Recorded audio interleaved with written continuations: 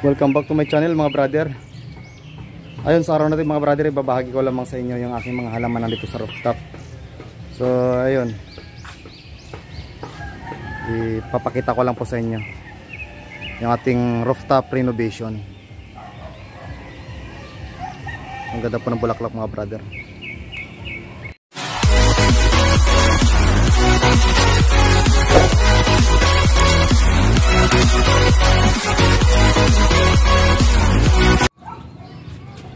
So yun mga brothers, welcome back to my channel. Ayun, ibabahagi ko na sa inyo at itutur ko po kayo dito sa aming rooftop. Ayun, kung napapansin niyo yung part na ito mga brothers, ayan, kung natatandaan nyo po, may alugbati po dyan, tapos may timba po na green doon banda. So doon sa palibot na yan, ano yan, mga alugbati din. Saka kung naaalala nyo yung una kong vlog, nandyan pa yung mga malilit na mayana. Yan sa ibaba na yan ngayon, malalaki na sila. Ngayon inaayos natin ito yung rooftop natin. Nilalagyan natin ng cover. Kasi mayroon tayong mga halaman dito na dito natin pinapabuhay sa ilalim nito. Yan. So yun, hindi pa tapos yan. So baka sa isang araw, baka itutuloy na namin yung paglagay ng yero. So sa ngayon, ipapasyal ko muna kayo dito sa aking halamanan dito sa rooftop. So yun, ayan, medyo maluwag pa yan, baka susunod na araw puno na po ng mayana yan or coleus plant. So yun, meron tayo ditong ayan, meron tayo diyang aloe vera, meron din tayo ditong zinnia flower. Ito po yung halaman na yan mga brothers, namumulaklak po sa gabi yan, ay ibig sabihin nagbo-bloom yan sa gabi lang. So sa umaga, ayan, lanta na po yung mga bulaklak niya. Ang bango po ng bulaklak niyan, para amoy kalachuchi, ganun. So yun, mayroon din tayo ditong dalawang uri lang ito, o tatlong uri ng caladium yan, So ayan ay mga binibili natin. Ayan, pinaparami natin yan. Ito namang isa, yan, kung yung napapansin yan, medyo mayroon na siyang tatlong dalawang followers na. So ayun, ito medyo malaki na rin. So sa susunod na araw siguro maglalabas na rin ng yan, saha ang tawagin. So itong may mga bago tayong mayana dito. Yan. Tapos ito naman bonsai na mayana. Yan. Meron tayo ditong pinabuhay din na gumamela. So ililipat na natin yun sa malaki-laking drum kasi buhay na po yan siya. Ayun din, ito meron tayong iba't ibang uri ng coleus plant or mayana plant. Ayan, kung napansin nyo dun sa una kong vlog, ayan, ayan. Tapos meron din tayo diyang mga namumulaklak na mga halaman. Yan ay zinnia flower po yan mga brothers. Iba-ibang uri din po yan ng bulaklak. Yan, may orange. Orange po yan siya, pero matingkad na pagka-orange yan. Ito naman para siyang po siya pink. Ito medyo dark na pagka-pink siya. Yan. So ito yung pula. Yan, pula. Tapos ito pink ulit. Yan. Yun. Yan mga brothers. Nagaganda po ng mga bulaklak. Ayun, medyo may tuyo na. Siguro pwede na rin ito itanim natin sa isang araw or pag natuyo na talaga siya. Yan, may puti din. Yan, may puti. Yan. Yan, orange. Ayun, mayroon tayo ditong 16 na variety ng mayana or coleus plant. So ayan, ay bagong bili natin yan. Ito malilit lang po yan, bonsai lang po yan, ganyan lang po ang dahon yan, malilit lang. Ayun, mas maliit po yun. Yun naman ay coleus plant na hanging plant po yan siya. So pwede bibitin mo lang po siya para buibilog siya. So yun. Ayan. So ito parang camouflage, ang ganda po ng dahon niya. Siguro sa isang araw o sa susunod kong vlog, pangalanan natin lahat yan. Kasi may mga kanya-kanyang pangalan po yan, bawat isa. Yung mayana naman, mayroong almost 80 na variety yan.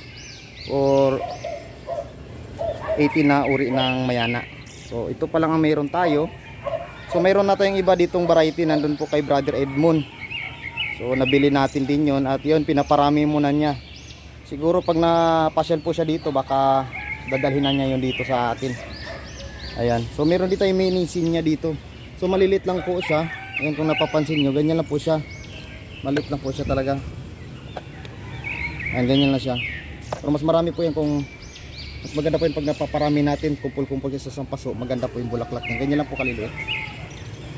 Ayan, kung nakikita nyo po yung bulaklak. So ganyan lang po siya. Then meron tayong aloe vera dito na nagsiksiksikan. So wala lang, tinatanim lang natin yan. Hindi ko naman alam kung wala naman tayong paggagamitan yan.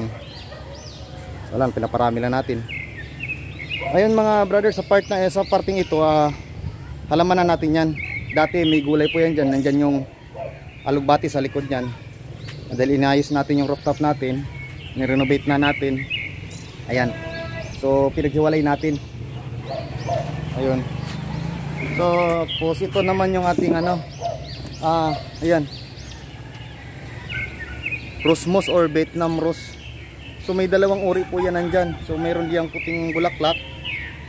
Ayan, puti siya, no. Ang ganda po ng ano siya, para siyang rosas, no. So yun, so unlimited ang bulaklak niyan.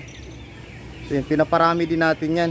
Yan ay hiningi natin doon kay nila Brother Edmond. At sa nauna kong vlog, kung mapapansin nyo yun, maliliit pa lang po yan noon. Parang sanga lang po siya.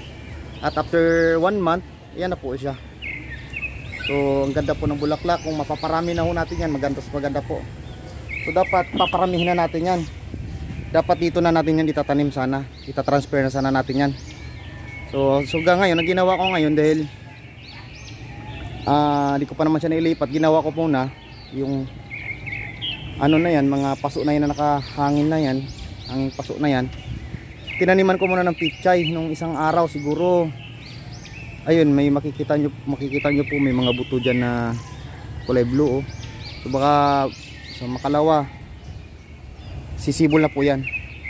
Pabilis lang po pabuhayan ng mga pichay mga brothers. 25 days pwede nyo nang gulayin yan. So yun, ito po yung mga alugbati natin. Ayun, no. So binuhat natin yan, nilagay natin dyan. So katuwang ko din yun si Brother Edmond. So galing nga po yan doon sa ilalim nito, ilalim ng mga mayana na yan. At yung mga mayana natin, nilagyan natin ng mga tuntungan. Yun, paikot na po yan siya dyan. Kaya naman inayos natin, i-organize natin at nilagay natin dito banda yung ating yung alugbati. Sayang naman kung papatayin natin. So yun, nilagyan din natin sa sariling balag. Ayan, so alugbati yung part na ito. Tapos ito, may bayabas ako dito. Malalaki po yung bayabas na yan. Sana makapagbunga. At yun, may bulaklak na nga siya, pero hindi ko alam kung magtutuloy. So yun, meron dito ditong yun, talbos ng kamote. Saka may halo itong sayute, no. So observe lang natin kung makapagpabunga ba tayo ng sayute dito. Sa nauna kong vlog, nabanggit ko na rin po ito sa inyo, pero yun, tumalaki na po siya. Ayan, malaki na po siya, gumagapang na siya. So obserbahan lang natin kung makapagpabunga tayo ng sayute na kahit sa paso lamang itinatanim. So yun, halo-halo na po ito dito. So papasok na tayo dito sa aking gulayan. Yan, meron tayong basil dyan. Ito, yun. So sa part na ito, halo-halo din yan. Nagtatanim tayo dyan ng sili, yung bell pepper, saka yun, kamuting baging na rin. Yung sili natin medyo hindi nakalabas. So natabunan ng ating kamuting baging, o yun, hindi po nakakalabas. So hindi siya pwede talagang ihalo diyan. So talo siya ni kamote. At siyempre hinaluan din natin ng yan, patola. So yun, may patola po yan, medyo maliliit lang po, medyo payat kasi nga, ayan nakita nyo po, payat lang yung niya, kasi wala po tayong abono ngayon. So topsoil lang yan. At yung compost na yan, dati may compost yan dyan panda, pero siyempre nagamit na natin, nataniman na natin ng dati nating tinatanim dyan na sitaw. So yun, pero kahit po maliit yung kanyang katawan, nakapagbunga siya mga brother, pansinin nyo, ganyan lang siya, pero nakapagbunga po siya. Ayan, nakakatuwa lang kasi kahit payat siya, nakapagbunga siya. So yun, nakita nyo po, may 4 po na bunga. Ayan. So sana magtuloy-tuloy yan siya at magulay natin sa sunod na araw. Yun, ayan, Yan. So yun. Ito yung sili natin, ano, Malaysian pepper, medyo ano na rin, medyo payat. Ayun, meron tayong gabi dyan. Ito po yung gabi na nakakain. So dati pong may tanim ako dyan at yun, nagkalaman nga, hindi ko na tinanggal yung mga laman. So yun, nabubuhay na. Wala naman tayong malaking lupa dito na pwede mapagtaniman, kaya hayaan na lang muna natin yan dyan. Tapos ito mga brothers, ito yung ating mga talong. Ayan. Medyo wala nang bunga. Na harvest na po eh. Pero ang dami pong bulaklak. Kung niyo pong napapansin, ang dami pong bulaklak oh. Ayan, at may maliliit din rin pong bunga. Ayan. So yun, dito ginawa natin, pinagsama-sama na natin dito lahat yung gulay natin. So sa part na ito, itong rooftop na ito, so dati wala pong halaman yan, ngayon nilagyan na po natin ng halaman. Yan, meron tayo ditong, ayun, luya. Medyo ang dami pong laman ng luya natin. Kung nyo pong napapansin yan. So kumukuha lang tayo dyan ng ano, kung ano lang kailangan natin. So yun, kumukuha lang tayo ng kaunti dyan. Ayan. So yun, itong parting ito, ayan, kung nakikita nyo po yan, gumawa tayo dyan ng balag ng sitaw. So yun, halo-halo po ito yung mga brothers. Ito, meron tayo ditong pipino. Itong pipino na ito, 6 ito na puno. Pero yung nagtuloy yata parang di sa part na ito, sa itong sa hilirang ito, 5 piraso lang yata nagtutuloy. Tapos yun, siningitan na rin natin siya ng okra. Ayun, hinuli natin yung okra kasi yung baka matabunan naman, pumauna yung okra, baka yung okra yung gagapangan ng sitaw natin. Tapos yun, siningitan din natin siya ng ano, sunflower. So yun, yung sunflower natin, sisimula na rin yung mamumulaklak. Ayan. Ayun oh, may silip, mayroon po tayong kamatis dyan sa ilalim. Yan, nagbubunga na. Halo-halo yan. Itong sa part na ito, sitaw. So yan, sitaw po yan. Dalawa po yung balag natin dito, para sa alugbati at para sa sitaw. Pero yung sitaw at saka yung pipino, magkakasama po sila ng balag. So yun, umaakit na po yung ating pipino. Ayan. Ito naman yung ating ano dito, talong. Ayan oh. So dami pong bulaklak at saka dami po niyang bunga. Ang dami na rin nating napitas yan mga brothers, you know? So yun. So ayun, yung kalamansi ko dito, medyo ubos na yung bunga eh. Gawa nung napunta dito si Brother Edmond, pinitas po niya lahat, pero ang dami pong maliliit. Kung inyo pong nakikita, yan, ang dami pong maliliit.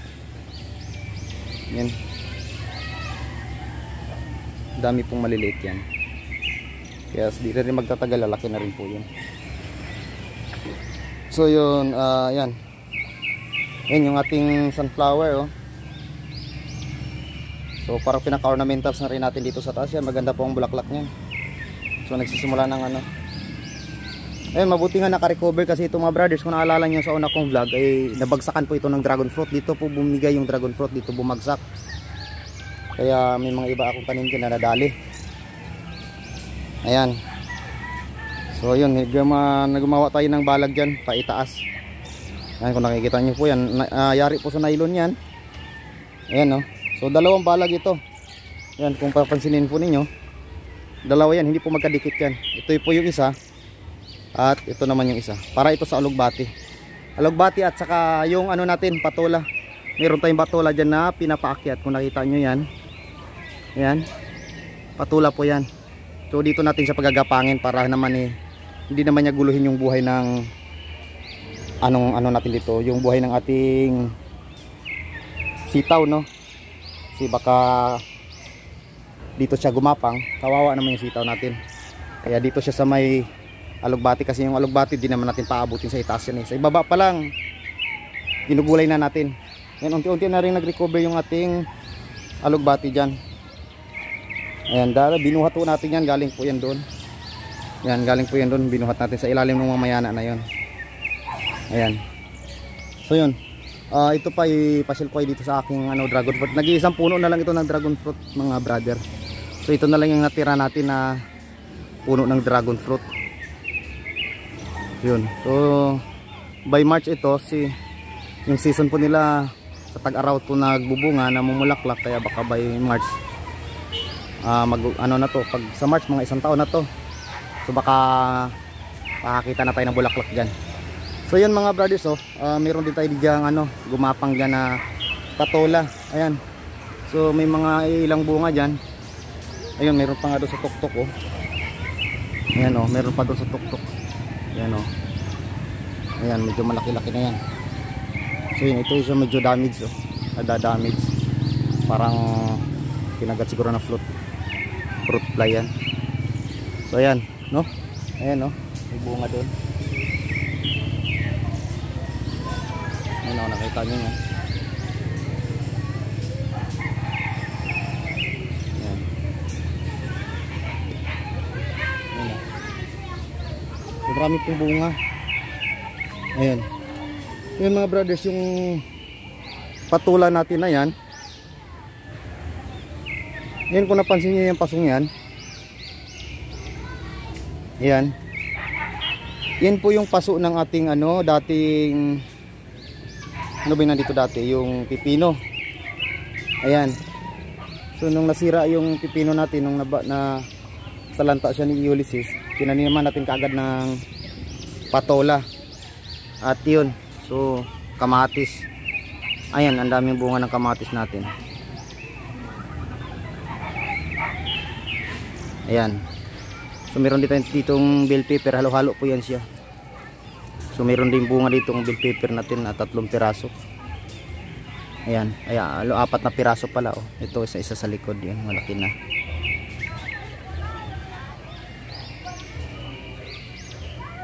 Ayan malaki na po yung bunga niya. So maliliit lang po yung puno ng ating patola dito kasi nasa paso lang naman. At saka to, ilang puno ba ito nandito? 5 puno o 6 na puno na patola. Hindi po yan siya lalaki talaga dahil sa paso lang siya nakatanim. Pero ang dami po niyang bunga. Ayan Ayan, meron po sa itaas mga brothers. Ang laki na po niya. Ang nakikita niyo po yan. Titin natin ng konti. Ayan. Ayan kumpol sila dyan. Ayan. 3 bunga. So ang dami pong bunga, hindi lang 3 yan. Siyempre doon sa kabila, di ba? Ang dami na doon. Base sa isang araw yan, hindi po hindi nagulayin. Ay, meron pa nga dito. Ayan Ang nakikita nyo po yan. Ayan. May pumbunga. Ayan di ba? Di ba? Ayan. Ayan. Tapos meron pa dito isa So siguro mga lahat-lahat na bunga dito meron mga 15 piraso. 15 piraso. So yun. At meron din tayo ditong pinahabol na pipino. Yan. So buhay na rin. Ito ay paso nung ampalaya natin noon. Yung dalawa. Yan. At saka yung pichay natin sumuko na kaya nagtanim na tayo ng panibagong pichay. So yun mga brothers, isa pa yung ating mint or herba buena. Ayan, masarap po yan sa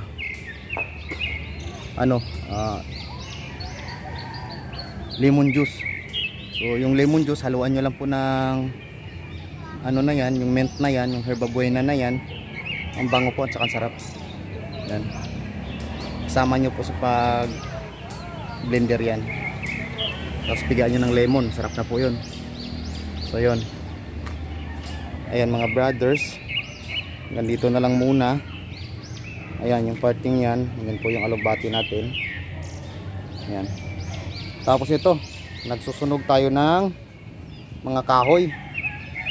So dahil wala tayong mga source ng mga pataba dito, katulad ng mga dumi ng manok o kalabaw o namang hayop, tayo gumagawa lang dito ng sarili nating pataba. So organic po yung mga tanim natin dito. So ito naman, yung abo na yan, halo natin sa lupa yan para doon sa mga nabubunga nating mga gulay. Kasi maganda po yan dahil wala naman tayong binili dito na ano, muriet of putas. So at complete, wala tayo noon, kaya gumagawa na lang tayo ng abono natin dito. So yan o, ang ganda po ng mga bulaklak ng ating patula dyan, diba? Nakakatuwa lang. So syempre, pag tayo nag-aalaman, hindi naman mawawala yun na dapat unahin natin gawin ay gumagawa tayo ng mga compost. So yun, may mga compost tayo dyan. Ayan. So yun, magtatagal yan. Pwede na rin harvestin yung nasa drum na yan. Tapos yun, mix natin ng lupa.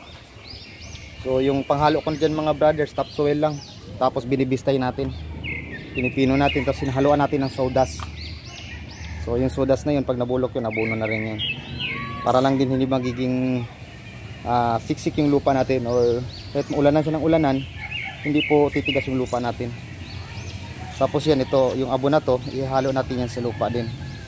Yan, sa mga namumula, sa mga nagbubunga ng mga halaman, ay gulay, tulad yan, or kaya sa mga kamatis, ilagay natin yan sa lupa. Ihalo natin sa ibabaw. Tapos yun, nakakatulong yan para lumaki at gumanda yung ating mga gulay, yung bunga. Yan, dahil isa po yan sa source ng potash na rin. So yun mga brothers, hanggang dito na lang muna at maraming salamat sa inyong panonood. At sa susunod kong vlog, ipapakita ko po sa inyo kung paano natin mapaparami itong ating coleus plant. Dahil sa hilig ko na rin magtanim ng mga gulay, nahiligan ko na rin na mangolekta or mangoleksyon ng coleus plant dahil naaliw po ako sa kanilang dahon at ang gaganda po ng mga dahon nila, diba? So yun, lalo na po ito, dito po ako mas nagaganda na ko dito, yung kulay dilaw niya na dahon. Meron tayong bagong binili dyan, kabaliktaran naman. Kung ito'y dilaw sa loob at maroon sa labas, yung binili natin bago, baliktad naman. Yung maroon naman sa loob at ito naman ay parang neon nga yung labas niya, yung loob niya maroon. So yung kabila naman, yung kanyang yellow. Maganda yung pagkadilaw niya, yung pagka-yellow niya. Matingkad po yung pagkadilaw niya. Yun, baliktad sila. Yung maroon sa labas, dilaw naman sa loob. Ayan o. So yun, baka mabilis na po paparamihin to mga brothers. Ito nga yung iba, kumpul-kumpul na po sila. Yan o. So sa isang araw, natin to, puputulan na natin to para ilipatanin. Ayan, sa mga gusto ng coleus dyan, pwede ko kayong bibigyan kung gusto nyo ring maghalaman. Pero paparamihin muna natin yan. Ayan, lalo na rin ito. Dati sa amin sa probinsya, ito damo lang ito nagkakalat lang ito doon sa bukid. Tinatapon lang namin yan. Ayan, pero maganda pala siya pag pinagsama-sama. Ayan, lalo na ito rin, no? Ganda po ng dahon niya. Ayan. At mayroon ng 3 saka. So yun mga brothers, hanggang dito na lang muna. At maraming salamat sa inyong panonood. God bless po sa ating lahat. See you next vlog.